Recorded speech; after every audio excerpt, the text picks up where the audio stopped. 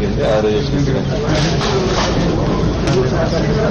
మీ పరిచయం చేసుకోండి ఒకసారి. అంటే ఇది హైదరాబాద్ మీడియా కదా, ఒకసారి పరిచయం చేసుకోండి. దాని నుంచి నమస్కారం. నా పేరు తాటి వెంకటేశ్వర్లు, అసరాపేట ఎమ్మెల్యేని, ఎస్టీ. అందరికీ నమస్కారం. నా పేరు మాయ వెంకటేశ్వర్లు, పెనుపాక నియోజకవర్గ ఎమ్మెల్యే. నమస్కారం. పాణూత్ మదన్ లాల్, ఎమ్మెల్యే వైరా. ఇప్పుడు నేను మీ అందరికి పరిచయం ఉంటాను. Khammam parliament YSR Congress party candidate. అది క్యాండిడేట్ అంటే ఎంపీని ఇంకా క్యాండిడేట్ మూడ్లోనే ఓకే. ఈరోజు మా పార్టీ అధ్యక్షులు జగన్మోహన్ రెడ్డి గారి సమక్షంలో తెలంగాణ రాష్ట్ర వైఎస్ఆర్సీపీ లెజిస్లేచర్ పార్టీ సమావేశం జరిగింది. ఈ సమావేశంలో తెలంగాణ రాష్ట్రం నుంచి గెలిచింది మేము ముగ్గురమే.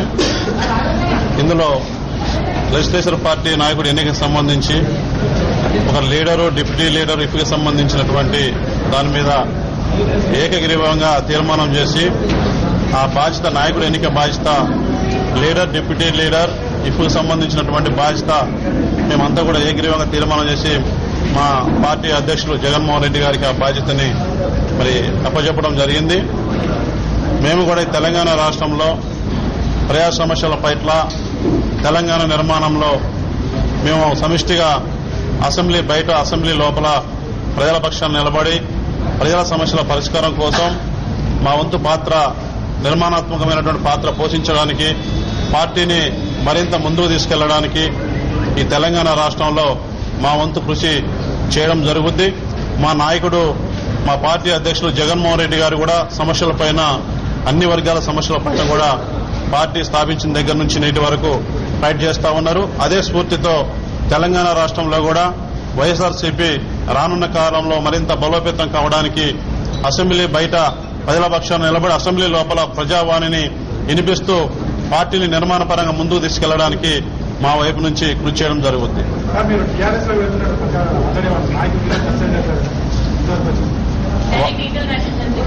టీఆర్ఎస్ కు సంబంధించి పూర్తి మెజార్టీ వచ్చింది. వాళ్ళు గవర్నమెంట్ ఏర్పాటు చేసుకున్న పనిలో ఉన్నారు. మా అవసరం వాళ్ళకి లేదు, పోవాల్సిన అవసరం అంతకంటే లేదు. ఇబ్బంది వచ్చినా, కష్టం వచ్చినా వైఎస్ఆర్సీపీలో జగన్మోహన్ రెడ్డి గారి నాయకత్వంలో పనిచేస్తాం. అవన్నీ ఊహాగానాలు మాత్రమే. తప్పనిసరిగా ఎవరితో మాట్లాడలేదు, ఎవరితో కలవలేదు, ఎవరు ఫోన్ చేయలేదు, మాట్లాడలేదు.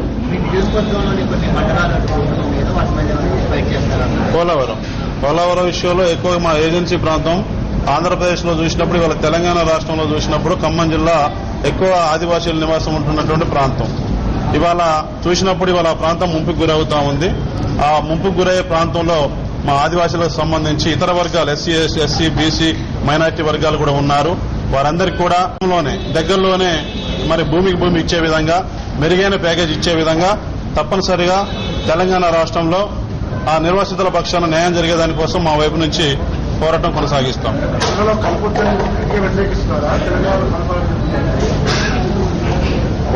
పోలవరానికి సంబంధించి నిర్వాసితులయ్యే ప్రజలకు న్యాయం జరగాలి.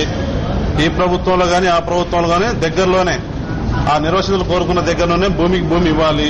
మెరుగైన ప్యాకేజ్ ఇచ్చి ఏ విధమైన అన్యాయం జరగకుండా వాళ్ళకి న్యాయం చేయాలనేది మా యొక్క ప్రధాన డిమాండ్.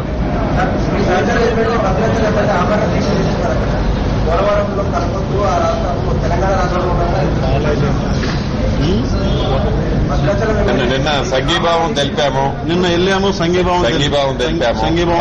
తప్పనిసరిగా తెలంగాణ రాష్ట్రంలో వైఎస్ఆర్ కాంగ్రెస్ పార్టీ, తెలంగాణ రాష్ట్రంలో YSR Congress party issue based మీద అధికారంలో ఉండే టీఆర్ఎస్ పార్టీకి మద్దతు తెలుపుద్ది. ఇష్యూ బేస్డ్, అది ప్రజలకి ప్రయోజకరమైన ఏ ఇష్యూ అయినా విమర్శాత్మకంగా కాకుండా ప్రజలకు లాభం జరిగే ఇష్యూ మీద మద్దతు ప్రకటిస్తుంది. అంతేగాని టీఆర్ఎస్ పార్టీలో మెర్జ్ అవుతుందో, టీఆర్ఎస్ పార్టీలో జాయిన్ అవుతుందో అనేది అబద్దం. తప్పకుండా తెలంగాణ రాష్ట్రంలో వైఎస్ఆర్ కాంగ్రెస్ పార్టీ కంటిన్యూ అవుతుంది. ఈ రాష్ట్రంలో కూడా ఉంటది. ఫుల్ ఫ్లెడ్జ్ గా ఈ రాష్ట్రంలో కూడా వైఎస్ఆర్ కాంగ్రెస్ పార్టీ రాబోయే రోజుల్లో మంచి యాక్టివిటీస్ అన్ని చేపట్టింది. Thank you. గ్రామాలను ఆంధ్రప్రదేశ్ కలపడానికి మీరు తెలంగాణ ప్రాంత ప్రజాప్రతినిధిగా మీ స్థానం ఏంటి?